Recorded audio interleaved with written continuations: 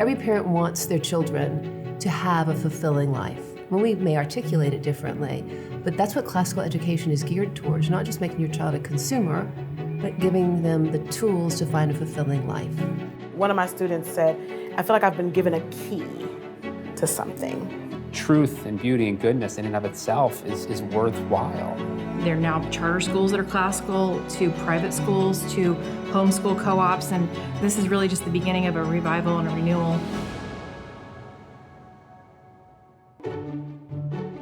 I remember discovering somewhere halfway through college that some of the things I was studying in literature actually connected with some of the things that were going on in some of the other classes, and being extremely angry that now I was going to have to go back and figure out how all these things went together because nobody had ever told me that. I somehow got through high school, bachelor's degree, master's degree, PhD without reading Homer.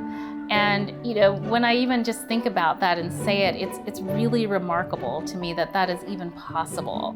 Sinking into these texts and this larger conversation, it has really become something that is just as much for me as it is for my children. I think that what makes a classical education work well is that it is grounded in an objective truth. We're not in search of the truth, we're in search to better understand the truth.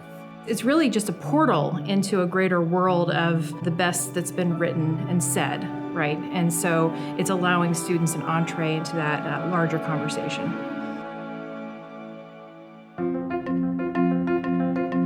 They're like an underdog in a way, right? The good work of CLT is it's exposing, if you will, that our education system has been designed for us. There needs to be a disruptive element that goes in there and says, wait a minute, we should be the ones designing the education system. We shouldn't just be inheriting like whatever's been designed for us.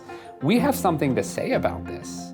The test is geared towards young people and treating them like human beings and appealing to their humanity, not just appealing to a process that we have to grind you through, that you need to figure out how to give us the answers we want so you can get the piece of paper, so that you can go to college and get another piece of paper, so that you can go to work and get a bunch of different pieces of paper that you can spend to go do what you want, right? And you're just this sort of consumer on this treadmill. But the test itself, I mean, you think of a test as a pretty inhumane thing. I think of this test as humane. What I love about the CLT is that in the midst of preparing mentally and even spiritually to take a test like this, that they're going to be really digging deep into literature and history and philosophy, and that it's not just a kind of thing where you learn some tricks and then you get your test score up as much as you can, but you're actually being asked to enter into this larger tradition and to really think through great literature and great philosophy that matters. And the kinds of texts, the kind of material that the CLT is emphasizing is an invitation to all of that.